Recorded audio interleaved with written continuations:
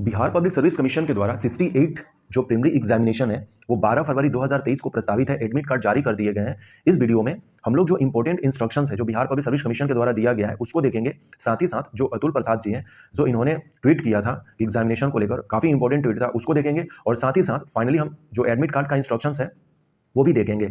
तो यहाँ पर हम लोग स्टार्ट करते हैं। सबसे पहले इंस्ट्रक्शंस है।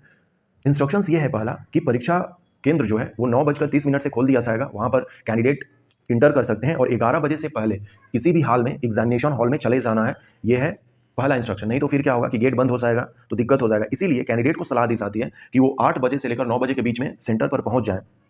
OMR सीट जो है उस पर किसी तरह का चिन्ह, अंकन ये सब नहीं करना है। केवल अपने रोल नंबर और नाम जो भी भरना होता है, अभी देखेंगे क्या क्या भरना होता है उसको भरने के बाद। और जो सबसे इंपॉर्टेंट चीज़ है, इस बार जो एग्जामिनेशन है 68 का वो निगेटिव के साथ हो रहा है। 1/4 निगेटिव किया जाएगा। इसका मतलब 1/4 का मतलब ये हुआ कि देखिए टोटल 150 क्वेश्चन होते हैं, टोटल 150 मार्क्स होता है। तो 150 मार्क्स का मतलब हुआ कि एक यदि मैंने गलत कर दिया, यदि मैं एक सही किया तो 1 नंबर मिल गया, एक मैंने गलत कर दिया तो 0.25 मार्क्स जो है वो कट कर लिए जाएंगे हमारे। 1/4 का मतलब ये है, ऑलरेडी हमें पता है। कदाचार में लिप्त पाए जाने पर, परीक्षा कक्ष में इलेक्ट्रॉनिक सामग्री के साथ पाए जाने पर 5 सालों तक मतलब कि बैन कर दिया जाएगा। और इस तरह से सनसनीखेज अफवाह फैलाने की स्थिति में 3 वर्षों तक बिहार लोक सेवा की जो परीक्षाएं हैं ऐसे कैंडिडेट को नहीं दिया जाएगा, ये कह रहे हैं। जो सबसे इंपॉर्टेंट चीज़ है, इन्होंने अतुल प्रसाद जो हमारे चेयरमैन है BPSC के, उन्होंने 74th जो हमारा गणतंत्र दिवस है उस पर इन्होंने ये जारी किया था।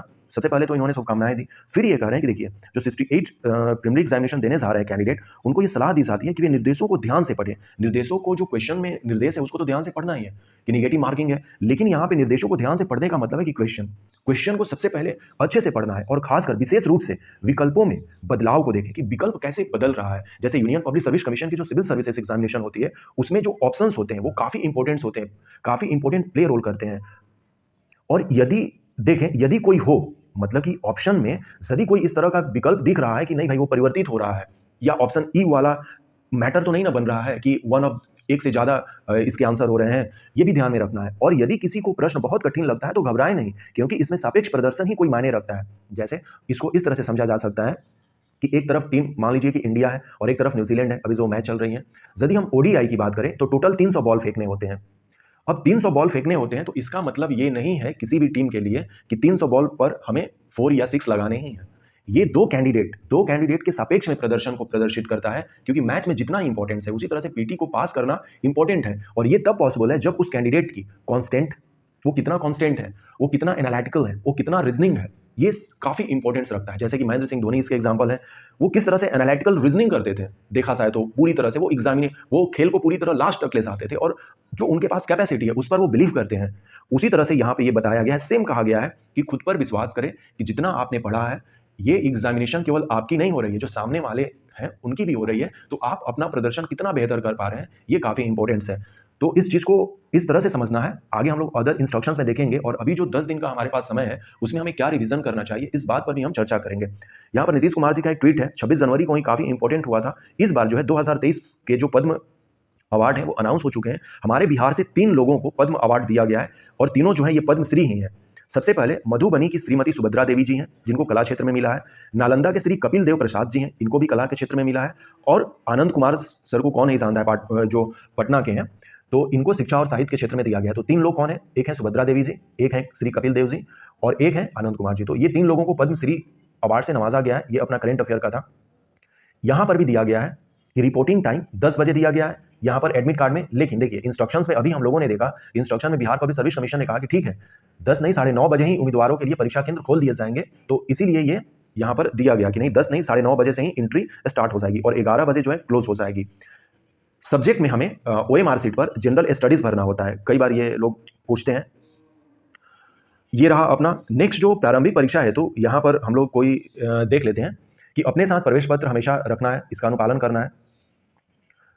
निगेटिव मार्किंग का जो है थर्ड में यहाँ पर कहा जा रहा है कि निगेटिव मार्किंग का प्रावधान है, प्रत्येक गलत उत्तर के लिए 1/4 अर्थात कि 0.25 मार्क्स काट लिए जाएंगे। उत्तर पत्रक में निर्दिष्ट स्थान पर अभ्यर्थी अपने प्रवेश पत्र में अंकित 6 अंकों का जो रोल नंबर है उसको लिखे, किसी भी स्थिति में अपना रजिस्ट्रेशन नंबर नहीं लिखना है। नियत स्थान पर ही अपना नाम, अनुक्रमांक एवं क्वेश्चन बुकलेट सीरीज लिखनी है। चूंकि OMR सीट की जांच मशीन से होती है, इसमें कोई मानवीय हस्तक्षेप नहीं होता। रोल नंबर एवं बुकलेट सीरीज अंकन में गोलों को नहीं रंगने, त्रुटिपूर्ण ढंग से रंगने की स्थिति में OMR रद्द हो सकती है, ऐसा ये कह रहे हैं। परीक्षा भवन में हमें केवल और केवल या तो ब्लू या तो ब्लैक बॉल पॉइंट ले जाना है और इसी से हमें वहाँ पे करना है। मोबाइल फ़ोन ये सब नहीं ले जाना है, घड़ी भी नहीं ले जानी है, किसी भी तरह की घड़ी नहीं ले जानी है, क्योंकि हर एक जो एग्जामिनेशन सेंटर पर परीक्षा हॉल होता है उसमें घड़ी लगाई जाती है बिहार पब्लिक सर्विस कमीशन के द्वारा। तो इसलिए अपने हाथ में घड़ी पहनकर या समय देखने के लिए कोई भी प्रकार की वो सिंपल ही वॉच क्यों ना हो नहीं ले जानी है, नहीं तो फिर वो कहेंगे कि आप घड़ी खोल दो। घड़ी क्यों ले जानी है, हमें टाइम ही देखनी है ना, समय सामने में घड़ी हमें दिखेगा, हम देख लेंगे समय वहाँ पे, इसलिए घड़ी नहीं ले जानी है। यहाँ पर कुछ इंपॉर्टेंट है कि जैसे कि 68 की जो प्रारंभिक है ऑनलाइन आवेदन ऑलरेडी हम लोगों ने देख लिया है, साक्षात्कार के उपरांत ही होगा और इसमें ज़्यादा कुछ नहीं है। यदि फोटो ये सब नहीं दिख रहा है एडमिट कार्ड पे तो अपना क्या करना है कि कोई भी पहचान पत्र ले जाना है आधार कार्ड के साथ साथ और 2 फोटो ले जाना है और वहाँ पर ये सही हो जाएगा। इसके लिए कोई ज़्यादा ये नहीं करना है।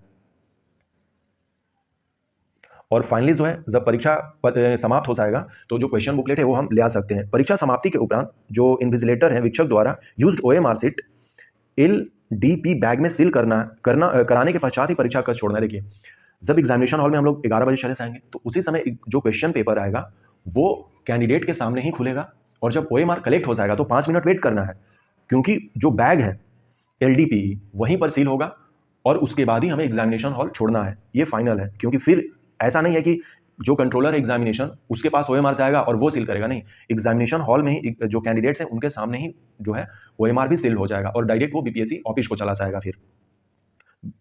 तो ये कहने का मतलब था अब हमें ये देखना है कि आखिर इस 10 दिन में क्या पढ़ें क्या नहीं पढ़ें।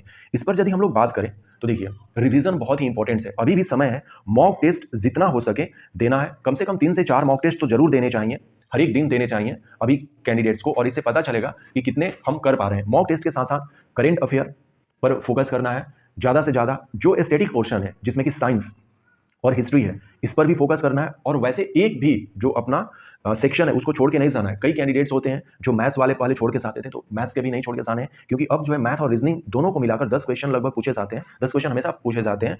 इसमें कुछ ये हो सकता है कि 5 मैथ के हो सकते हैं, 5 रीजनिंग के हो सकते हैं, या 6-4 हो सकता है, या 4-6 हो सकता है, इस तरह से हो सकते हैं, लेकिन 10 क्वेश्चन मैथ्स पूछे जाएंगे। और अब जो है वो रिलेटिवली थोड़ा से ईजी पूछे जा रहे हैं। यदि हम ऑप्शन के अकॉर्डिंग इसको सॉल्व करने की कोशिश करें तो कोई भी कैंडिडेट जो है वो 10 में कम से कम 6 से 7 क्वेश्चन सॉल्व करने के कैपेबल रहता है। तो इस पर भी हमें टाइम देना है। मान लेते हैं कि यहाँ पर 10 क्वेश्चन है तो एटलीस्ट हमें नहीं हो पा रहे हैं तो 12 से 15 मिनट दिया जा सकता है इन 10 क्वेश्चन को सॉल्व करने के लिए। ऐसा नहीं है कि हर एक क्वेश्चन के लिए 1 मिनट या 1 मिनट से कम देना है। मैथ्स वाले पर हम ज़्यादा समय दे सकते हैं, जहाँ पर हमें आता है, जैसे हिस्ट्री में आता है, करेंट में आता है, तो वहाँ पर समय ऑटोमेटिक्स कम लगेंगे, लेकिन मैथ को छोड़ना नहीं है।